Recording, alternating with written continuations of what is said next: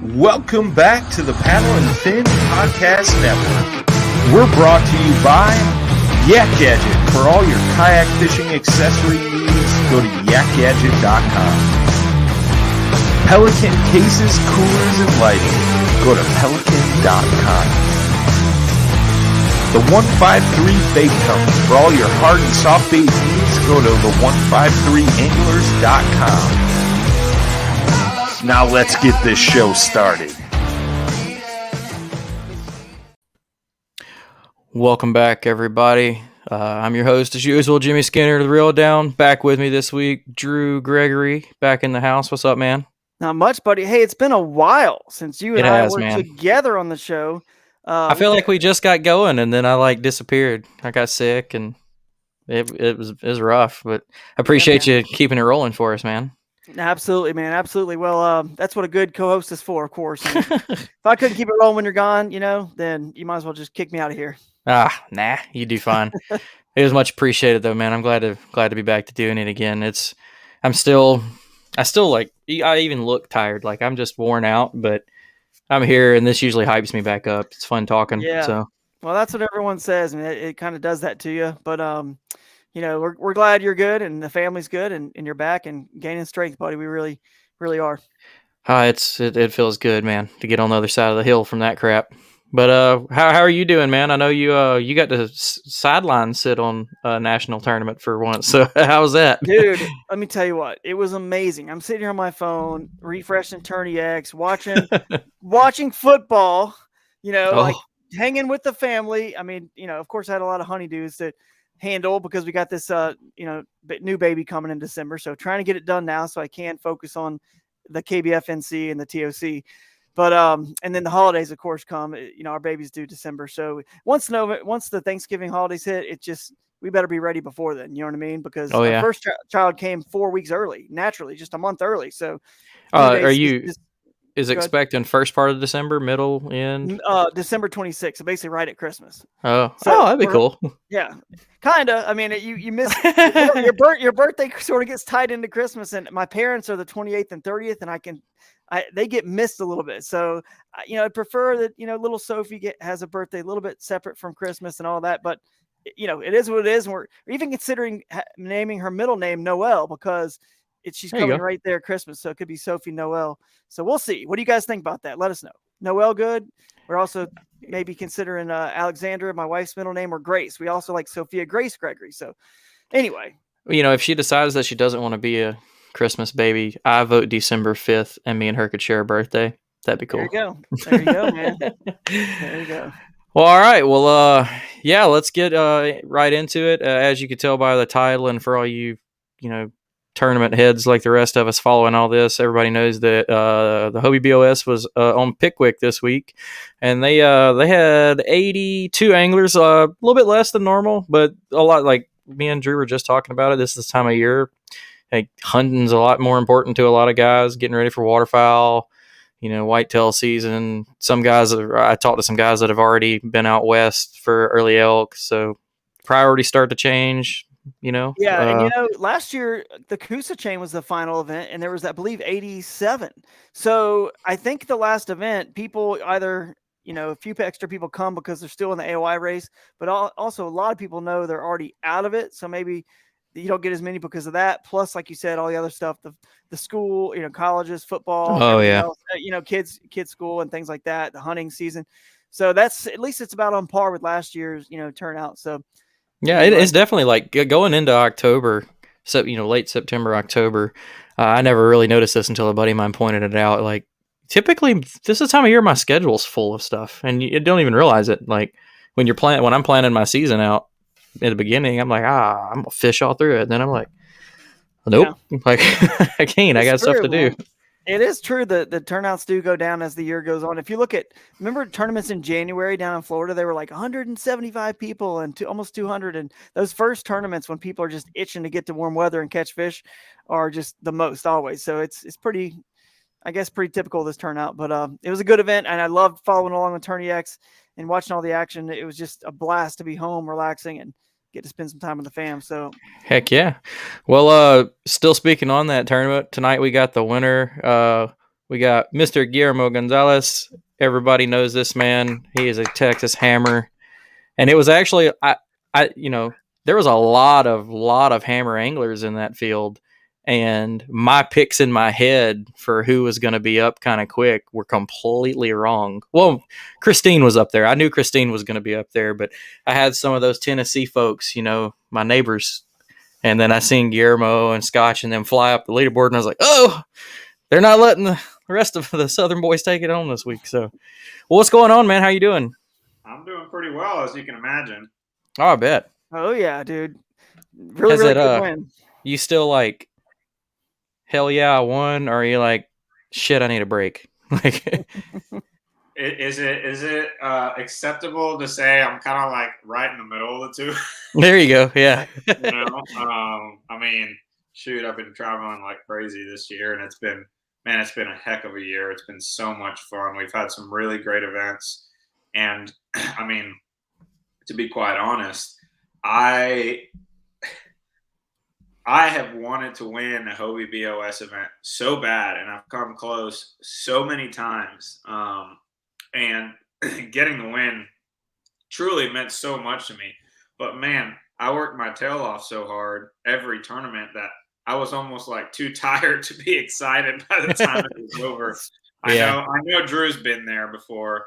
It's work. It's work to perform in tournaments. You gotta, you can't, your bait's got to stay in the water. You got to be constantly moving. You got to be making decisions, and you got to be making right decisions. And so, like I said, by the end of that day, it was a relief that it was over. And I was so stoked to have come out on top. I wasn't sure if I would, to be honest. I'm glad that I did, but I wasn't sure if I would. But man, by the time the award ceremony rolled around, I was incredibly stoked, had all kinds of emotions, but I was also exhausted. Yeah. Yeah. It's crazy, man. It's definitely mentally taxing, and that'll get you even more than all the work that goes into it physically for all the fishing. Like I not winning a big tournament, but just other things I've done in my life that like you work really hard at, and when it happens, it's like you want to just be like, yeah, and then you're like, thank God that's over. I gotta take a minute. Like, no, I feel you, but good job, man. I wasn't sure if this was your first win. I know I see your name, consistently up there at the top, but that's awesome. And taking that like momentum into the TOC is going to be really cool. It is, man. And I've cashed. Well, actually, I was a quarter inch from cashing a check on the Susky, but aside from that, it feels like I've cashed a check in the last 4 Hobie events, despite missing it by a quarter inch on the Susky. So I feel like I'm riding some really good momentum, and I'm really excited for the TOC. And we're talking about being tired. The TOC is going to be a tiring tournament. It's going to be a 3-day event, and I, in my personal opinion, I've fished multi-day boat tournaments before, and it just doesn't compare to a multi-day kayak event. The physical strain that a kayak angler kind of goes throughout the course of a tournament, I think is far greater. And I'm not saying that there aren't situations where some of those boat tournaments require a lot of physical strain, on some of those major bodies of water and things like that. But goodness gracious, especially for people like Drew and I that love to paddle, it can really be taxing. So in my opinion, the Tournament of Champions, I'm really looking forward to it for that reason. It's gonna add a different well, it's going to take the dynamic of endurance even further. Right. In a 3-day tournament, Not only are you managing fish, but you're going to have to stay sharp on that 3rd day if you want to seal the deal. So that makes it really exciting, just because it'll be interesting to see how people handle that and how that tournament shakes out. I mean, I think the only other 3-day events that we have had have been the NCs. If I'm not mistaken. Yeah, that's right. And they are exhausting. You're right. The way you and I like to fish sometimes, it certainly can be exhausting, whether it's just getting into a place to launch or long paddles or getting into some crazy wild stuff that I know you like to do some of that. But to me, it's funny because a lot of tournaments, and I'm just so jealous sometimes, and part of me is jealous, but the other side of me is not, that we hear tournaments like, think about this year or recent years, tournaments that were won where the anglers didn't move hardly at all. Mark Pendergraph out on Possum Kingdom. Yeah, that's the only one I think about ever anymore. The boat ramp. I think about Catherine Field, how her YouTube, she's just like, oh, or on lacrosse, she was saying, oh, I just sat right there, caught him off of a boat ramp where everyone was just boaters were, people were launching and they had to wait for it to settle down. I would just cast out there again. I'm like, how they were right there. And I'm like going all the way over creation to find just five bites. Yeah. But another one that's actually a good one to mention is Ryan Lambert on the TOC last year. He found a school of fish just clumped up. One magic spot. Yeah, he paddled maybe, I don't know, I think he said at the results a quarter mile away from where he launched, and then he just sat there all day basically. So one of these days, Guillermo, my point is, one of these days, brother, you and I are going to find one of those magical spots that doesn't take that much out of us, and maybe we can find it here on this 3-day tournament, which would be nice. Obviously, on 3-day tournaments. That would be great.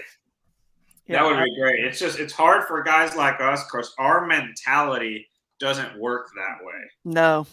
Our mentality is what's harder to get to, right? People are not thinking of, and sometimes it's like reverse psychology. You got to think, okay, well, this is so obvious that people aren't going to think about it because it's right there. It's that obvious, and so many tournaments get won that way, and it's pretty cool when it happens, and it almost kind of makes you feel stupid when it does too. Yeah, absolutely, it is. What you're saying about that, the other side of the mentality of it being so obvious, like I got to experience that firsthand at Pickwick at the Bassmaster event. Okay. There's a community hole that everybody knows about, and I noticed that no one was fishing it. And I was just like, well, it's probably because it's burnt out. So I just marked the spot off. Well, then the last day of pre-fish, and I was like, there's still no one there. I'll go check it. And I caught a 7-pounder, turned around, caught like a 3-pound smallmouth. And I was like, oh my God, I'm just going to do this tomorrow. And the quick story that ended that, some local guys I know from the local club, they actually camped there that night and fished that spot, had no idea the Bassmaster event was going on. So when I rolled up that morning, there's guys sitting in my marks, and I was like, I knew them, and I was talking to them, and they were like, oh yeah, man, we came in last night at 4:00. We was smoking 5-pounders all night. And I was like, well, time to go. Thanks, fellas. Thanks. Yeah. Dude, remember Pickwick, the Bassmaster Elite Series, where Scott Martin just turned around after they launched, and he was launched and fishing, dropped the trolling motor, where all 100 anglers were launching from, and he just was smoking them. So it is true, man. It's almost, I think about the same thing you do, Guillermo, that sometimes one of these days, and I have before, I promise, there have been a couple times, I'm going to be at a spot that someone's going to be like, is that Drew? What's he doing? There's no way that's Drew Gregory. This isn't wild, this was easy, but it was maybe overlooked, like you're saying. So who knows? But anyway, I'm excited about the event just as much as you are, Guillermo. Have you looked at any maps yet? Come on, tell me you've looked at something. I'm going to be honest. I have not. Yeah. I have not looked at a single map of that lake. I will. I'm the kind of guy that I use. It's funny because I used to not be this way. I used to study maps for hours, weeks and weeks and months before tournaments. But lately I find that I just kind of psych myself out when I do that. Mm-hmm. And I find that if I just look at a map, the week of or a couple of days before, and I mark a few things and I start there, and then I'll get there and I'll look at the map again once I get there, and I'll go to a ramp and I'll sit at the ramp for a minute. I'll get there early and I'll try to think about, make sure this is where I want to fish. And I can't tell you how often I find stuff when I'm sitting on the ramp and I'm like, I stared at a map for 2 hours the other day and I did not see this. Right.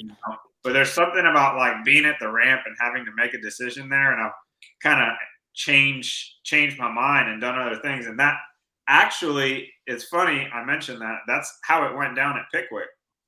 I got to one of the community ramps, so to speak, and I noticed there was just a ton of people there.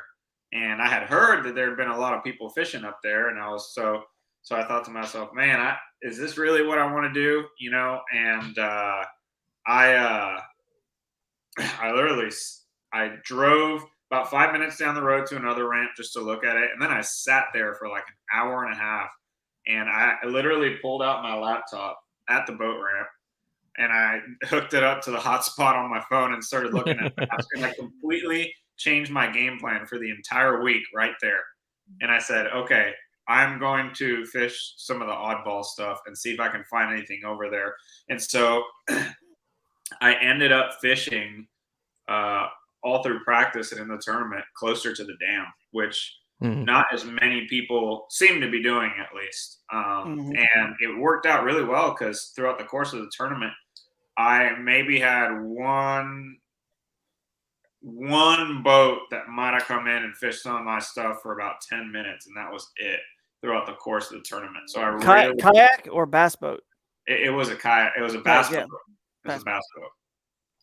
And he didn't even really get into like my good stuff, so I felt good about it, you know. Yeah. Well, I had a friend that fished that tournament. He actually was the day 2 leader, Jesse Halverson, and he knows that the end of the lake you're talking about, it's like, that's my end of the lake.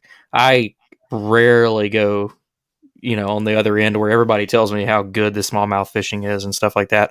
I'm a Skinny Water Creek guy, and then I like a lot of those, like the little islands down there where you're talking about, and just a lot of the man-made structure and stuff down there. It's just, that's my end of the lake, and it's cool to, like, I talk to so many guys that fish on national level. When we talk Pickwick, they talk the other end.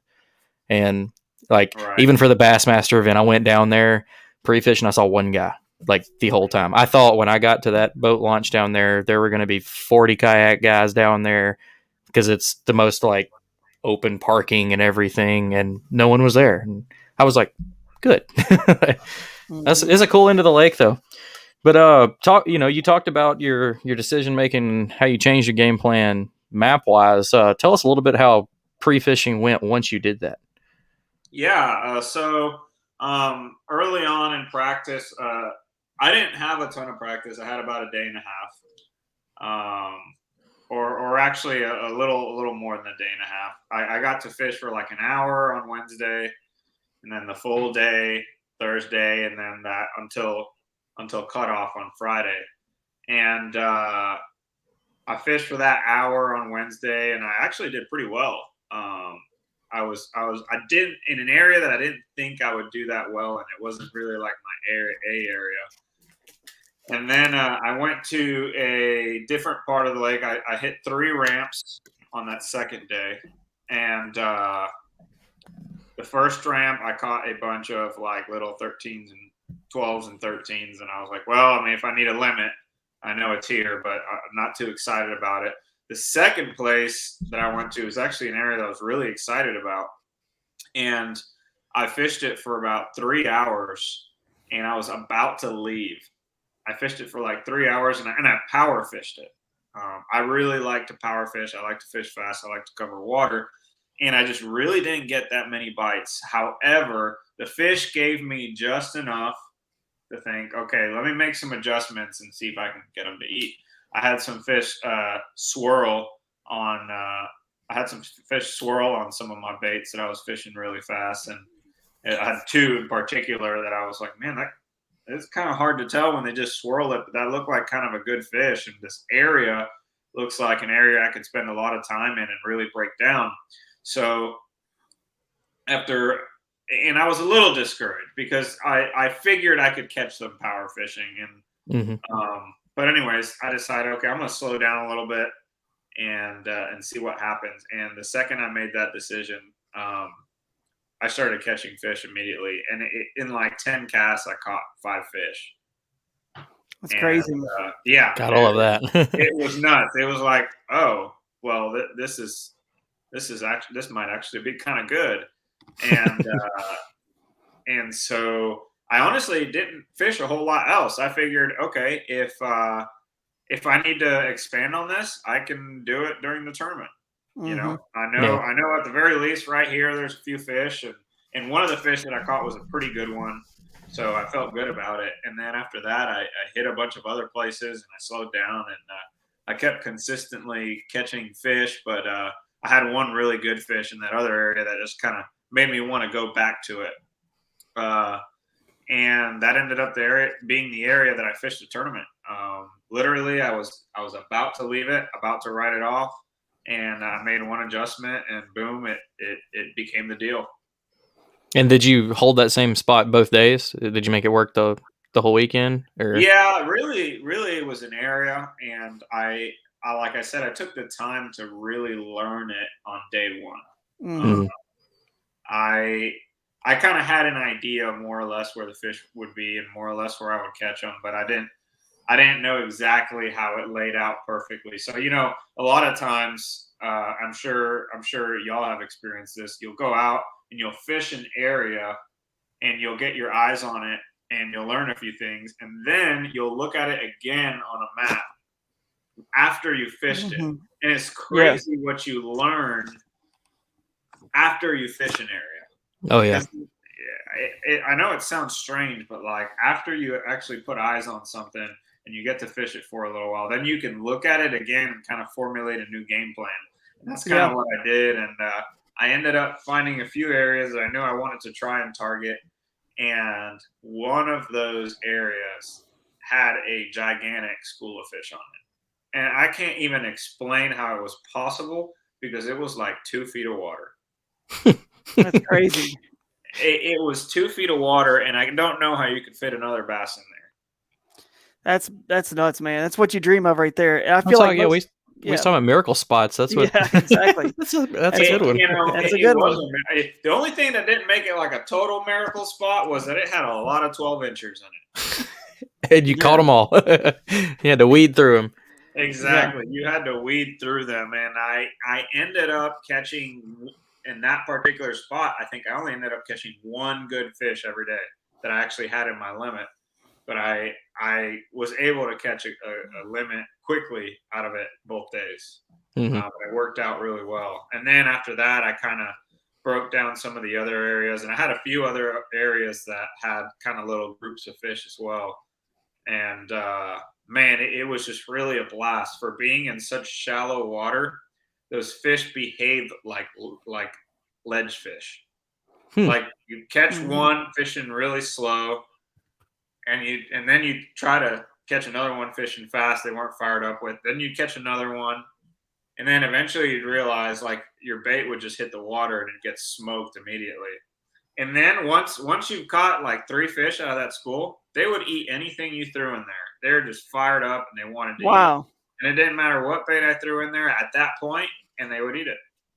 Which that's awesome. Pretty dang cool, pretty fun. That is awesome, man. And a couple of things I want to touch on, because the thing I think is so cool about our sport, guys, is the fact that you can win doing everything. You know what I mean? It's not like, a certain sport, like whatever, other sports, or maybe a certain, like golf, you know what I mean? Like you can win just being methodical, or you can win with power. Certain sports the best sports are ways you can win multiple ways, right? You can win up in skinny water. You can win on the bank of the lake. You can win offshore. You can win, like in a spot like you're talking about. And I think it's very cool that we get to interview so many of the winners, and we follow our sport, and we see that all the time. It's not like everyone comes in here and says, I was live scoping. Not every time. Sometimes, right? No one, it doesn't sound like that is the main thing that wins. Offshore, sometimes it's like, oh, I was on this certain bank deal on the bank. This time it was like, oh, I was up a creek or up a river. This time it was like, oh, I'm in the back of a cove or a ledge bite or whatever. It's so cool that it can be won so many different ways, which brings so many different anglers and styles into play. And so I think that's cool that you are showing how versatile you are, because I know you have fished, backwaters and rivers and creeks. You got a good boat for it, obviously, with the Diablo. It can, doesn't have pedal drive, so it can definitely get through and over some stuff some other boats maybe can't. I've seen you there, but now you're saying, hey, I was on the lake, on the lower end of the lake. So that's what makes, I think, Guillermo scary, is the fact that you've been traveling so much over the recent years. You're so familiar with waters that aren't just Texas anymore. You know what I mean? and you've seen the progression, like a good stock, it's just constantly kind of going up. You might have some dips here and there, but overall the trend is up. And now we're seeing that with the consistency you mentioned, and Jimmy talked about it to, as well, your consistency. That's what makes you scary in the future, because you're just getting into your prime. And so you're one to be afraid of at the TOC for sure, man, because you're going to be, I believe, in fourth place coming into the TOC, if I did the math correctly. Wow. Yeah, I think it's a Ewing Minor, myself, Brian Howe, and then you, and then Russ. So I think you're going to have about 293.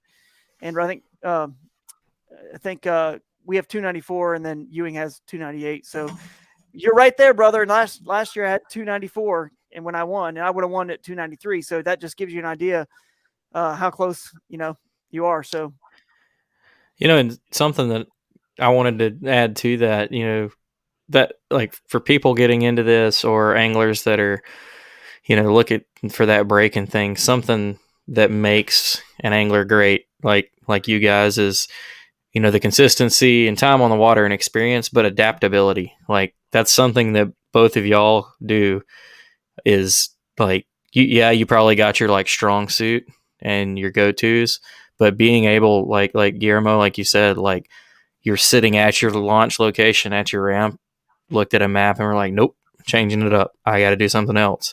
And then to be able to change your plan and adapt to that change, break it down. And then even further back, like what you're saying about, fishing an area, and then when you're done, going back and looking at a map, that's something I feel like a lot of people don't even think about. Like I'll catch myself sometimes, like I'll go to an area thinking, okay, I know I can catch a few fish here. And that's where my head goes. I don't really start like looking around and discovering things that you won't see on that map or on Navionics. And there's a lot of the times guys rely on like Navionics and they're wrong. Like one of my favorite things to do when I'm running my graph is where it'll do its own mapping or own graphing, and you'll catch a lot of the lines being just way off and humps nowhere close to what they say, or humps that they don't even say exist. And there's a, like you saying that, I don't think I've had any of our other guests talk about it, but they're like, put in that time while you're doing it and really pay attention to your surroundings and things. And my granddad used to say, the first one's luck and the second one is a pattern, but the second one's the bites you have to pay attention to, because then that's where your consistency is coming. What's happening? Like what's different here? It's just cool to hear you talk about it. I'm not trying to go off on a tangent on it, but a lot of guys don't talk about it like that. I had a plan, the plan didn't work, and then I caught fish doing this. It's not that they talk about what they learned from it, but we'll take that into to day one of the tournament. I got the numbers right here if my mouse is still working. So day one of the event, again, we had the 82 anglers. We'll go with your top five right here. You had Christine was at the top, 95.5. Guillermo, you're right behind her, 93 3/4. David Best, one of the Tennessee guys, was 92 3/4. Brian Deloney, I can't ever say his last name, 91 3/4. And then Matthew Scotch was right down there at 91. So a bunch of good numbers. There were a ton of big fish, decent, 17, 18 plus fish caught in that tournament. So tell us how your day one went overall. It sounds like you were weeding through a bunch of bites. Yeah. So going into day one, I really, like I said, I didn't really beat my spot up too bad in practice. So I didn't really know. I thought, this is definitely the best thing I got right now. And I didn't know just how good it was till day one. Awesome. Day one, I started to fish it, and I realized that so I was just fishing a grass flat, a very basic grass flat. And it was a pretty long, extensive one. And I didn't realize how many fish were really on that flat until tournament day.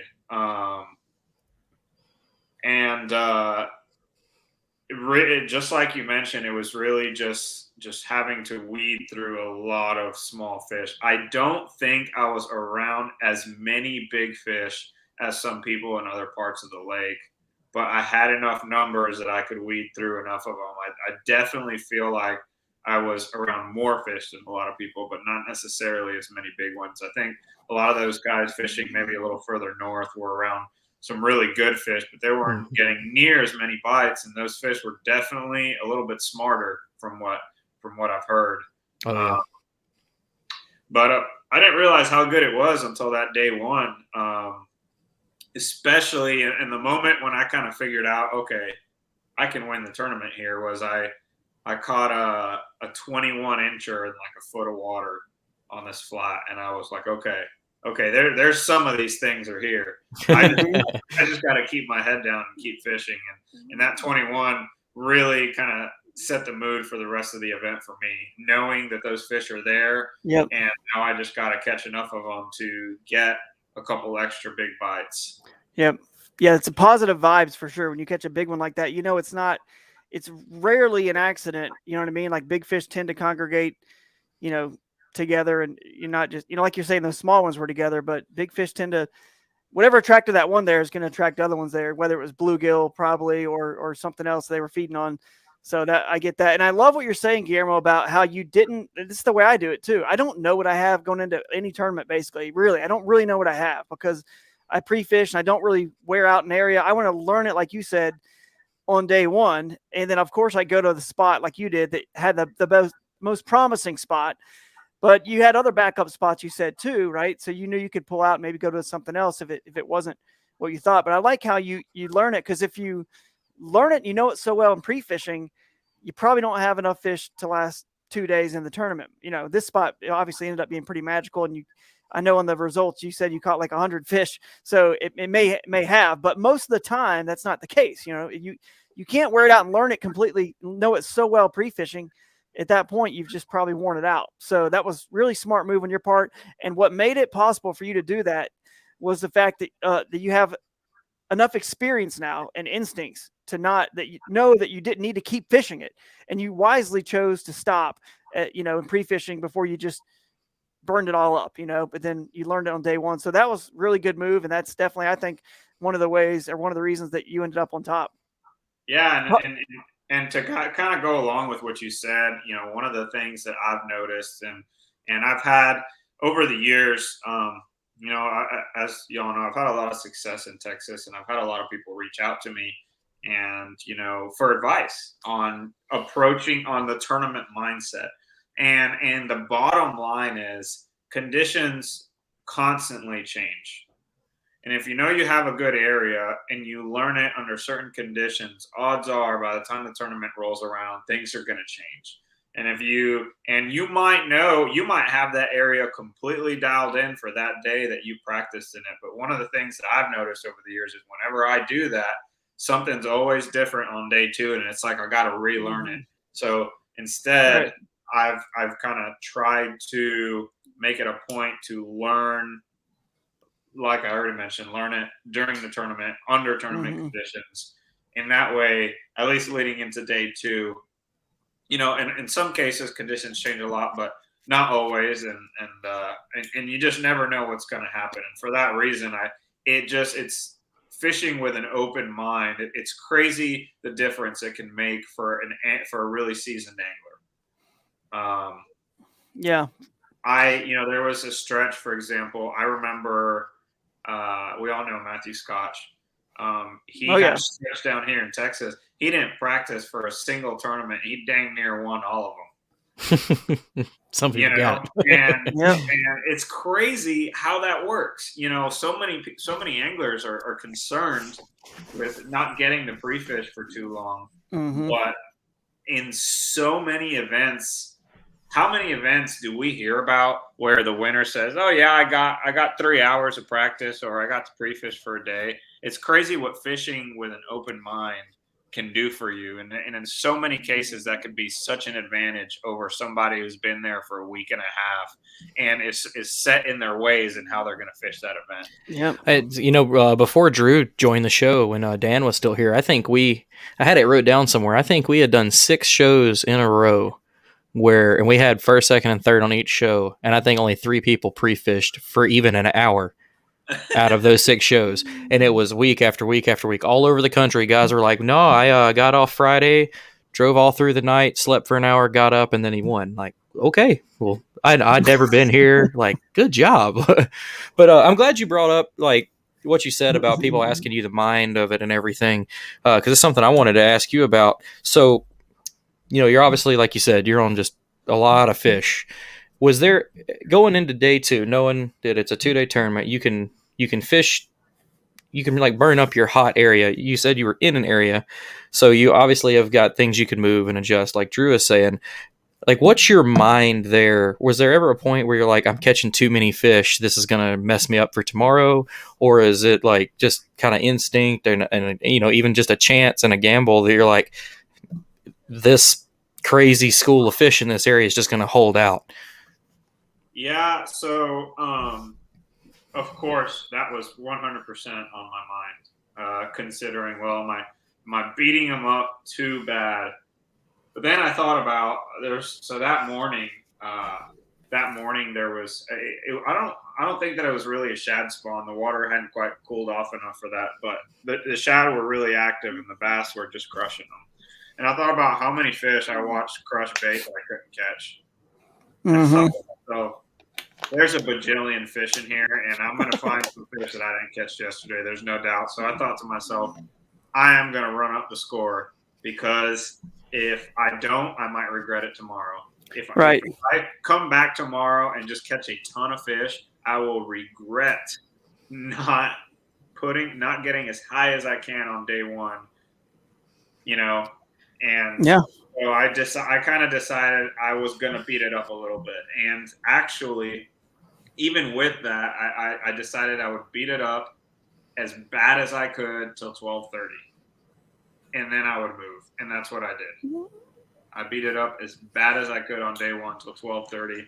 And then I moved in hopes that they would kind of reload a little bit or settle down a little bit. And that morning, the next morning, those fish were right where I left them. That's awesome. That's a cool way to think about it, though. A lot of people don't understand how different a 2-day event or multi-day event is, because of, like you said, like, fishing through your fish, or you've beat them up pre-fishing, and then you've got a decent one day and then nothing the next day because your confidence, backup plans, blah blah blah blah blah. But you went into it with a different way. Like, guys that do these 2-day tournaments know 2 good limits keeps you up there. So your fishing's hot enough that's like, well, I know I can get a limit tomorrow and it probably be mediocre at worst. So run it up today, and then you're already ahead of the game for the next day. That's a different way to look at it, and I really like. That's really cool to hear.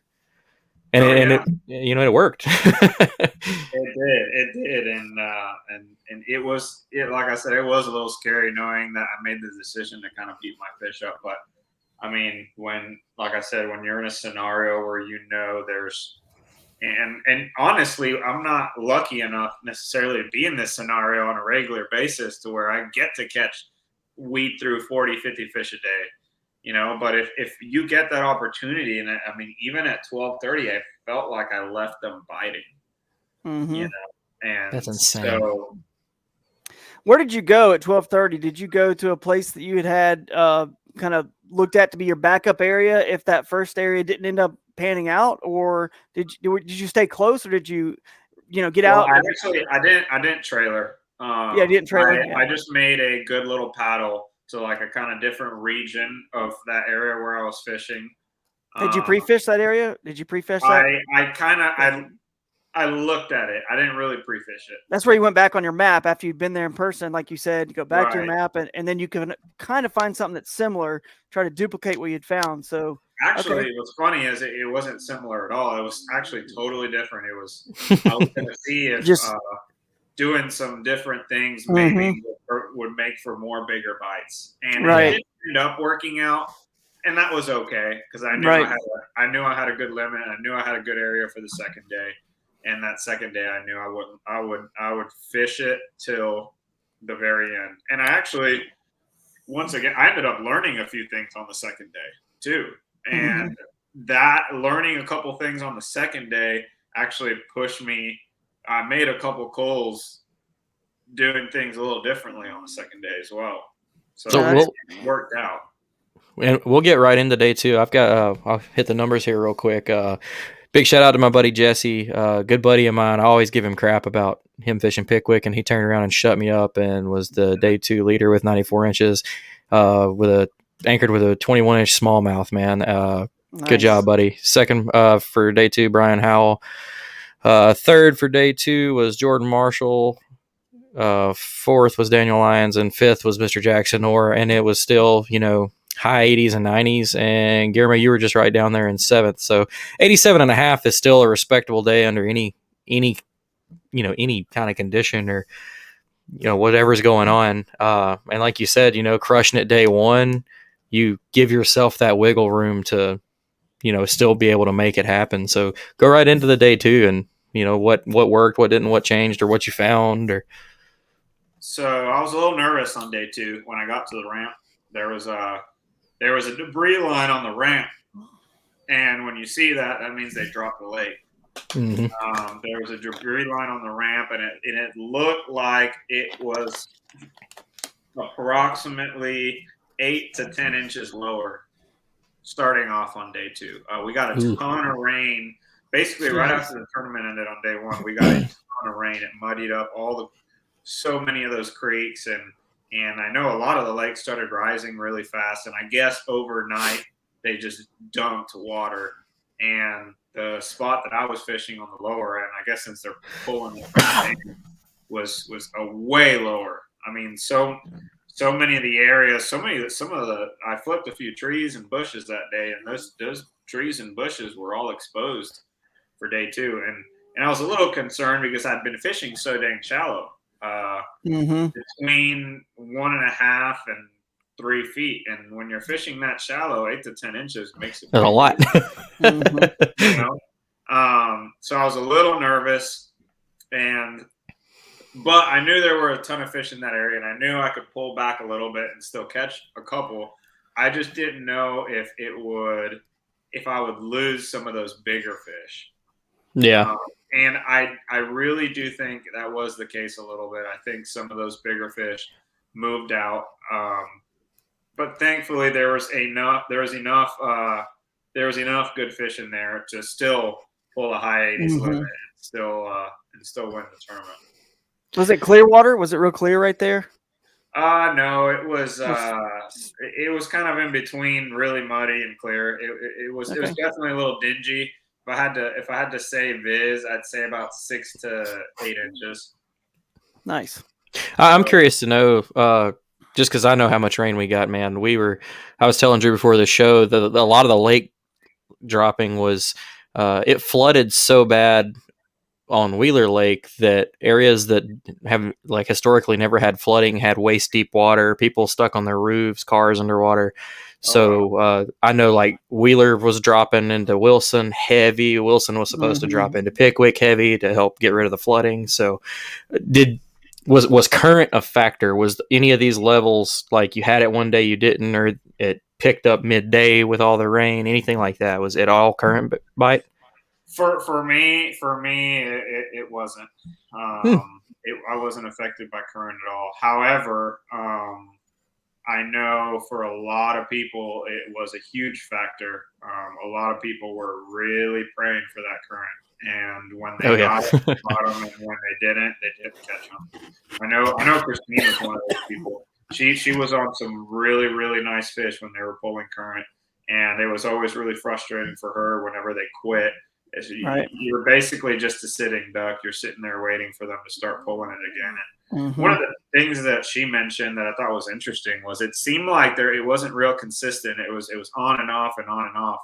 And I haven't particularly ever heard of that happening on the Tennessee River. But I guess for whatever reason, to maintain certain levels and with all the flooding, they were going back and forth with it. And I know that was kind of aggravating for some of my friends that were fishing in the current. I think Jackson was up there fishing in the current, and I think that's one of the reasons he did so well on day 2 is they were pulling so much of it. And a few other guys up there, it made a huge difference. But thankfully for me, I didn't have to worry about current at all. There was none where I was fishing. That's awesome. And Pickwick is like being local, they're notorious for, obviously not to that scale on and off, but there's 2 lakes in my state. I don't care what their register says for what their turbine times are. They're going to do it when they want, how many they want, and whenever, and they're not going to tell anybody. Like when we did the Bassmaster event, like the schedules said one thing, and then an hour before we had ridiculous amounts of inflow, and then it lasts 20 minutes and then nothing for 5 hours, and then it is just all over the board. And I give the guys that put their money on Pickwick on current bites so much credit, especially in kayaks, because you can't easily pick up, and like if current bites your deal, it's kind of your deal. It's not it's hard to go from that to something like you're doing. Mm-hmm. But yeah, I was just curious, just because I know talking with the guys, there was a lot of current, and then a lot of on and off. So I didn't know if that had any effect, if your area was affected by that at all, but it wasn't. So that's really cool, man. Just completely different bite than probably most of the people in that tournament. And that really to me spoke volumes about Pickwick. So many people that did well. I mean, there wasn't one from what I heard from some of the winners just hanging out at the award ceremony. There wasn't one area in that whole lake that was dominant. People were everywhere, and there were good sects coming from all over the lake. And I thought that was pretty dang cool. I like lakes that give you the opportunity to find winning fish just about anywhere. Mm-hmm. Yeah, man, you zigged when the rest of the, everybody zagged. You went, like we talked about earlier, kind of to a spot that was maybe overlooked, from other people. And it sounds like a spot that bass boats could fish. And sometimes I get blinders on for sure. Like I'm going to go wherever bass boats can't get, but it doesn't matter, dude. Fish don't care. They want to be where their food is and where they can ambush. They want to be in all those conditions, obviously temperature and clarity. There's other things that they like, but that's where they're going to be. They don't care if bass boats are there, kayaks. They don't think about that. So we get blinders on sometimes. And it's really cool that you didn't have that in this tournament. You used your experience. You zigged when everybody else zagged maybe, and found something different. And what is really cool, like we were saying earlier about how you can win in so many different styles and ways. It's just really cool to see, the lake producing a lake area that bass boats could get to, and having these giant schools of fish. The places I like to fish sometimes, it's the scariest thing in the morning, because when you show up at a ramp or wherever you're going to launch, you're just like praying to God that 4 other people aren't there, because at that point, nobody's winning. Because there's not 100, hundreds of fish schools like you have on the main lake, right? So, it's really cool to see that dynamic play out in kayak fishing, that we try to avoid those bass boat areas sometimes, but my goodness, the bigger the ocean, the bigger the fish, and sometimes the bigger the schools of fish it can support. And that certainly proved true at this event with how you caught them. The only thing I want to get out of you real quick before we let you go, because I know you've had a long drive and you're probably whipped. I want to know exactly the bait you were throwing. I'm sure our listeners do too. Which bait exactly were you throwing, or which different baits and were you mixing up? So the main bait was no secret. I've told a lot of people was a Senko. The day that I slowed down with a Senko, and I hate Senko fishing. Dude, you Josh Stewarted those guys, man. But I'll tell you what, when they're eating it every couple of casts, I can stand to do it. Oh yeah. It's like if I know I'm going to get thumped every couple casts, I will do it, and that's what I did. And I mixed it up. I usually for most of the day I fished it. I mean, I didn't even fish it weightless. I fished it with a 16-ounce tungsten, just to allow me to fish it a little faster. Mm-hmm. Yeah, just because I can't stand to fish it weightless sometimes. A little bit longer cast, as well. Yep, a little bit longer cast, able to cover a little more water, and it seemed like there's certainly days in fisheries where it makes a difference, but in this particular day, it didn't. They just wanted that profile. Yeah. So you on a spinning rod? I'm sorry. Casting rod. Okay, so you're throwing at the casting rod. So you didn't need to make super long casts, it sounds like, but you probably really needed that tungsten, honestly, to get it on a casting rod is probably as far as you needed to, or not. I mean, I throw a weightless one on a casting rod all the time. Yeah. Honestly, I really do. I don't have too big of a problem throwing it. Some of those I'm not sponsored by them or anything, but like I've got some Daiwa reels that are just really good at throwing really light baits. Those SBs, they're really great for that. I've heard that's what the SVs are like. They excel at is the lightweight. Yeah, I'd recommend them to anyone. Like I said, I don't have any affiliation with them whatsoever, but they are great reels for that particular purpose. And they do have a lot of salt in them, the Senko, so they are pretty heavy. You know, I can see that being. Yeah, and quite honestly, if I didn't throw any Senko, I didn't throw Gary Yamamoto Senko. I threw floating Senkos. They didn't have any salt in them. Oh, they didn't have any. Wow. No, that's cool. I was throwing it because I've got a pile of Excite baits makes a floating Senko, and I've got a pile of about 200 of them. And when you're throwing it on a 16th ounce weight, it just doesn't make as big of a difference. Right. You know, the action changes completely with that tungsten pegged in it. Now, with that being said, if you're fishing it weightless, man, it makes a difference to be throwing a one with salt or a heavier one. Right. They definitely wiggle different, but in this particular case, it didn't really matter. And what kind of line were you using? 17-pound fluorocarbon. Okay.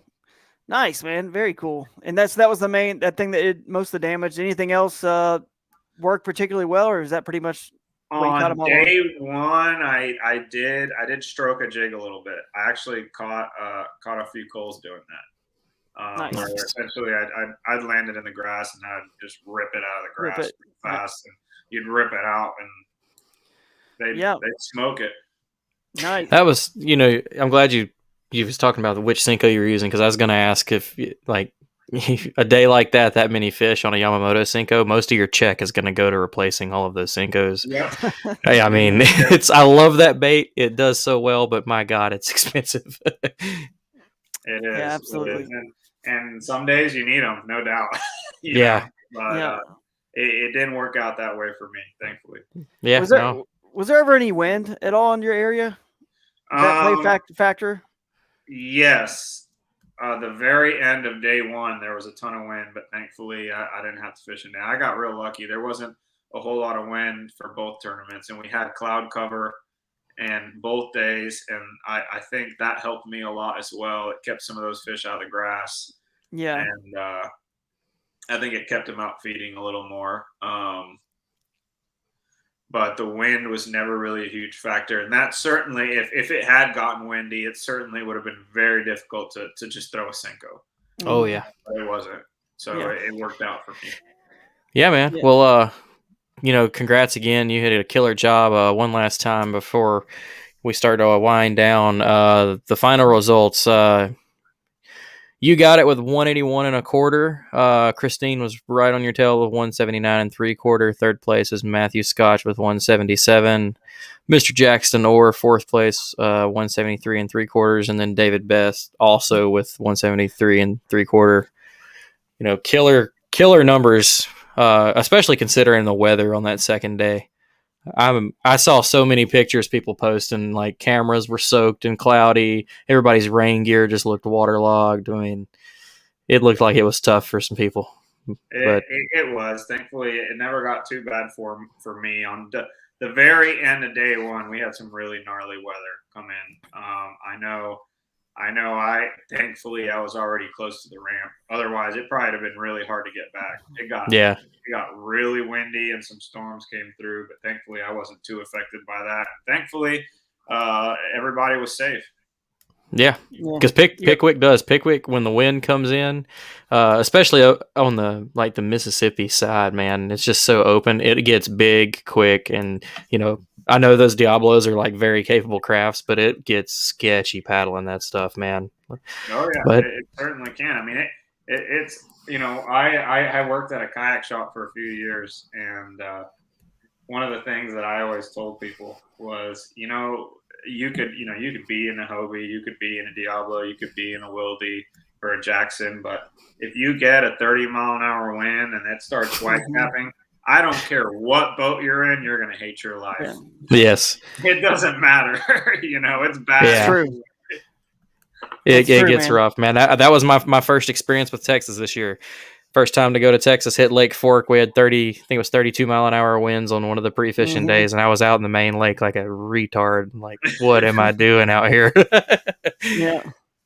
Oh man, that was a great event, like Jimmy said, man. So congrats again, Guillermo, and that top 5 was pretty amazing. I mean, seeing Christine and you guys both just right up there. Everyone knows you guys have come, very, very close, and that's just incredible. I think some people assumed or thought you guys were probably fishing together, but I talked to her and texted with her, and she was like, it was crazy. You guys were completely far apart from each other, so that's really, really cool. That I think people, when I was on Pickwick and tied with Ken Morris, who does the podcast with me, people just assumed we were together. It was the same way because KBF allowed all 3 of the lakes and bounds, and he was, I think, on Wheeler, Wilson. and I was on. He was on one of the other ones, and I was on Pickwick, and people just assumed, oh, the river bassing guys are together, just catching all these big fish. So it's cool to see that you guys both did so well in different places and took your own strategies and made it work. And then, Matt Scotch, I mean, you can't say enough, like you said about him, just an incredible angler. And then Jackson Orr. I don't really know David Best. Sounds like he's a local hammer, but yeah, David Jackson's was a cool guy. Actually, I got to meet him, and him and I were actually fishing pretty close together during the tournament. And awesome. I really like that guy. I look forward to seeing that guy in more events. He looks like he's a really great angler, so I look forward to seeing how he does here in the future. Hopefully, I think he was on the cusp of qualifying for the TOC. Hopefully, he made it. I've got it right here, kind of. So don't take this as gospel. But Best, I don't know, man. I don't want to say anything. I think Vinny Ferrari may have made it. Eric Siddiqui may have. These are people that came up from well out of it. Siddiqui may have made it. I think Josh Stewart might be out. He had a good event, but I think he might be like the first man out. I believe he was the first man out last year, first or second. He was real close. But who knows? I could be totally wrong on this. But I thought, there's going to be guys that won't be able to fish the event, and right. A few more spots will probably end up rolling down. Oh, that's true. If that's the way it works, I didn't know if that's the way it works. So if that's true, I think Best, he was close. I can't find his name right now, but I remember he was kind of close. So we'll see if it works out for him. But sounds like a good guy. Well, before we let you go, man, we like to give everybody that we bring on a chance to thank anybody that makes it, easier for them. So any sponsors or family, friends you want to shout out for everything? Of course, man. I want to start off by, of course, thanking my family. And I honestly, I really want to thank everybody that I got to stay with for this event. Everybody was really encouraging and that there's something to be said about staying with positive people, when you're fishing a tournament. There's a lot of dock talk that goes around in tournaments, and sometimes staying with certain, with people can be a good thing, and sometimes it can kind of mess with your head, but I'm so lucky to have a very encouraging, a positive group of people that I stay with, and I think it makes all the difference in the world. For sure, man. I'd really like to thank them, and of course, all of my sponsors. In particular, I'd like to thank, of course, Diablo Paddlesports, Warner Paddles, Excite Baits, St. Croix Rods, Fins Fishing, and Yak Attack. The new Yak Attack arms are super cool for the rod holders. It makes it really easy for me to put a couple extra rods in my boat. So I would encourage people to take a look at those. Those things are pretty cool. I've been really happy with them, and I'm looking forward to finding new creative ways to make them work on my boat. But of course, I want to thank all the sponsors and of course I can't leave out. I felt so blessed by the good Lord this week. I went to a lot of beautiful places, and I got to see a lot of beautiful places out there. And it was actually my birthday, and on my birthday day, I had like a little bit of a God moment. I felt like God made a place just for me, just to enjoy on my birthday that day, and it felt really good. And so that's awesome. Yeah, that's cool. I'd like to thank Him for blessing me in such a wonderful way. I can't thank Him enough. Sometimes I feel like I don't deserve it, but he seems to think I do, I guess. And no, you definitely do, man. Well, we appreciate you giving us the time and coming to hang out with us. I know, like, Drew's been saying, the traveling and, uh, I know tons of people are getting in your messages about wanting to talk to you and, hear the stories and stuff like that. So I appreciate you giving us a few minutes to come on the Paddle and Fin show and hang out with us. Sounds good. It was my pleasure, and I look forward to getting to hang out with you all again. Yeah, man. Thanks again for the shout out on stage that you gave me. You got a very good sense of humor, and we got a kick out of that when I watched it with my wife, and we talked about it on the Kayak Bass and Beer show that I did with Armando yesterday. So, and we actually played it on the show. So anyway, that was pretty cool seeing that, and just the camaraderie. Hobie BOS is definitely one of the best trails out there. But thanks again, Guillermo. Congrats, man. Sounds good, man. I meant the best with that comment. Oh, absolutely, dude. I know you'd have been right up there if you had made it. So. Oh, it was a true compliment, man. I mean, to me, the respect of the peers is probably most important. You know what I mean? So when someone says they thank you for not showing up to a tournament, that's dude, there's no other way to take it than a compliment. So I appreciate that. All right, man. Well, we'll let you get to it and get some rest, and I'm sure we'll have you on again. You never know. TOC coming up at the end of the year. Maybe we'll have you back on for that. I hope so. I'm feeling good, man. I'm feeling good. See you there. All right, man. All right. Good night, man. Take it easy. All right. That was a good show. I've always wanted to talk with him. Everybody I know that knows G's always said nothing but great things, and it was cool to see his name up there. A lot of people hate on when out-of-state guys come and kick butt on our home waters, and I don't mind at all. I think it's pretty cool. Just shows how good somebody is to drive across the country a little bit and show out. Sure. He's one of the best for sure, man. It's kind of like there's some people that just like Jody Queen's one of them. He wins freaking all the time, and every time he wins, as a competitor, you would think I would be like, "Dadgum that guy, man," or like TikTok seen his name, but he's just such a good dude, man. Like you're just like so happy for him every time. Like it's his first win, and it's like his 6th or 7th or whatever 10th win. Oh, I love it. I love talking to Jody. Like I love when I see his name. He's like, oh, get talking to Jody again this week. It's gonna be a fun show. Exactly. And so anyway, G's one of those guys for sure. So, and we have a lot of them in kayak fishing, and hopefully the world will get to see it more mainstream one of these days as we continue to grow it and talk about it, and maybe one day we will see that elite series that I know we all want to see happen sooner than later. So, all right. Well, real quick before we go, get into a little tourney recap from around the country.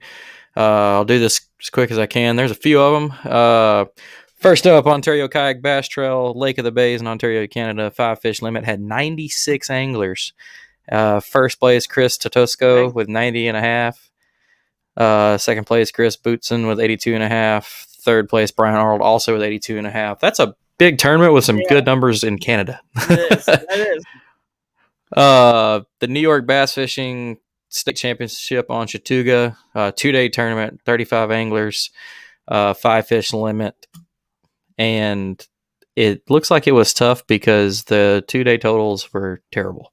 But we will save those guys but we will let them know you won. First place, Pat Viome. First place. Yeah. Nice. Second place, Paul Sirion. And third place, Bailey Eggbright. I'm trying to remember. Yeah. Bailey is serious angler. Is that Bailey? He is. What place did you say he finished? Third place. Are you sure? I thought that was day. There was a 2-day tournament. I think you might have the day. I think you might have. I may have them backwards. You may have, but Pat won. I know that. So Pat did win. I may not have the whole thing pulled up right here. Yeah, my formatting may have messed up on me. Tourney X, you got to click on total, of course, and because it always pulls up day one for whatever reason, defaults to day one, which I wish it wouldn't. I wish it would default to total. Yeah, and that probably is my mistake. I wish I had the whole thing pulled up right here, but I'll make a little edit and I'll give these guys a shout out in the post tomorrow and get everything straightened up. So that's my fault. We got the winner. So that's good. Well, moving on from there, Keystone Bass Kayak Series event number 4 on Canoe Lake. I think that's how that's pronounced. 28 anglers, 5-fish limit. First place, Frank Yamada, 75 3/4. Second place, Tyler Rupert, 72 3/4. Third place, Jason Jones with 70 1/4. Moving on from there, we got the Carolina Kayak Anglers Gate City Classic. They had 5 or 6 lakes in play for that one. 54 anglers, 5-fish limit. First place, Matt Hodge with 88.5. Second place, Justin Faircloth, 86 3/4. Third place, Keith McGee with 84 3/4. After that, we had the Buckeye Kayak Trail. They were on a Loon Creek, Delaware, Ohio. Well, that's different. 48 anglers, 5 fish limit. First place, Chris Hannigan with 65 1/4. Ooh, that's rough for a 5 fish limit. Second place, Coy Neely with 64. Third place, Wayne Schnack with 55. Only 68 fish total caught in that tournament. So, yeah, that was a tough one. Yeah. East Texas Kayak Fishing Pat Malone Benefit Tournament. It was a combination of a live event on Lake Tyler and an online national event, if I'm correct. 155 people signed up for that. First place, Jason Campbell with 101.5. Second place, Jeremy Baker with 94.5. Third place, Clifton Allen with 90 3/4. All that money went to help medical expenses for Patrick Malone. Yeah, wishing him the best, man.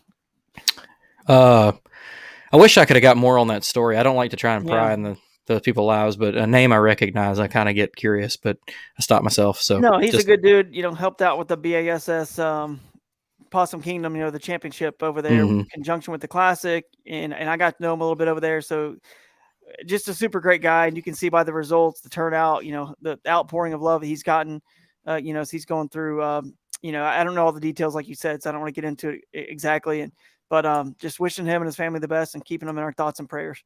That's right. Well, let's see. Moving on from there, the Oklahoma Kayak Anglers had an event on Keystone Lake, 56 anglers, 5 fish tournament. First place, Jake Davidson with 84 3/4. Second place, Aaron Dawsey with 83. Third place, Jason Ray with 81.5. Kayak Bass Fishing Utah, their number 6 event on Starvation Reservoir, 34 anglers, 5 fish limit. And there we go. My computer just crashed but brought itself back. Thank you, Lord. It went black and popped right back up, so we're good. First place on that one was Cayman Rasmussen with 81 3/4. Second place, Aaron Mathis with 70 1/4. Third place, Tyler Ivey with 70 1/4. South California Kayak Anglers 2021 Championship 2-day tournament. We'll hit the totals real quick. First place, Steve, I'm going to go with Buckner, 162 3/4. Second place, Brian Lepke, 161 3/4. Third place, Sonny Carrig with 150.5. So congrats to those guys. We had the Ike Foundation Kayak Bass Tournament on Lake Nakamixon. 90 anglers, 5 fish limit. First place, Jacob Stem with 82.5. And then it dropped off heavy for second place to Lane L with 54.5. Third place, Louis Villegas with 53 1/4. That was actually first place was the only person that limited. So there's the reason for that scoring. Yeah. That's insane. And last but not least, the Carolina Kayak Trail was on Old Hickory Lake down in Tennessee. 25 anglers, 3 fish limit. First place, Richard Clemens. Second place, Zach Powell, 49.5. Third place, David Clusterman with 47 3/4. And it only took 50 inches to win that one. So bunch of tough fishing going on. That's one thing. My wife always gets that stuff ready for me during the week. She puts it in a nice little format that's easy to read, and she's learning enough about it. She's like, man, a lot of these people, they're fishing, and it is, it's starting to cool off up north, especially. So a lot of that stuff's just hitting the closing part of the year as far as fishing goes for them. But I think we've got the next big event next week will be Bassmaster Lacrosse, right? Mm-hmm. Yep, and they got. it looks like 77 people entered that one. Yeah. So. And we may do that one. I have a good idea. I was telling Drew about. I'm going to reach out to the Ontario guys. We had them on last year because me and Dan didn't even know folks really for real bass, like tournament bass, fished up there, and it was a really good show. It was one of the best shows we've had as far as listeners. I'm going to reach out to those guys because they had a tournament this weekend with 90 people and guys catching 90-inch limits, and that was definitely not the case even last year when we talked to them. So I kind of want to hear more about that, and we can always go back and we'll do a little coverage later on the Bassmaster, and start getting ready for championship talk and TOC talk and Angler of the Year stuff, and we'll get some good shows put together and have some cool guests, and we'll just have some more fun. And I'm sure we're going to come up with some cool media great, for the man. end of the year. So we'll Hey, figure it out. I've already talked to AJ. He said he's going to come on, so we'll talk some Awesome. TOC stuff. I don't know if maybe we can get, like I said, maybe we'll preview the KBF one or something too. It's going to be fun couple months here, man. So You never know. Maybe we'll drag Chad over here to hype it up. Oh yeah, I'm sure he'd love to do it. So cool, buddy. All right. Well, I appreciate everybody staying with us and always coming to join us and all the support we're getting. Drew, I appreciate you so much for keeping it rolling while I was down. It's glad to get a show back together and feel a little bit closer back to normal, man. But appreciate everybody. Good night. We'll see you next time. Drew, I'll see you later, buddy. Peace out. Thanks for tuning in to another killer episode on Paddle and Fin. Don't forget to go check out our website at paddle_and_fin.com. Don't forget to check out the YouTube channel at Paddle and Fin. If you got a question, comment, want to hear from a future guest on a future episode, feel free to email us at paddle_and_fin@gmail.com. Don't forget to follow us on social media at Paddle and Fin on Facebook and Instagram. Shout out to our show supporters, Angler. The Angler button and app just makes for a better time on the water and creates a virtual logbook for every fishing outing out on the water. Shout out to Rocktown Adventures, located in northern Illinois, for all your kayaking, camping, and hiking needs. Shout out to Jigmasters Jigs. When in doubt, get the jig out. Go to jigmasters.com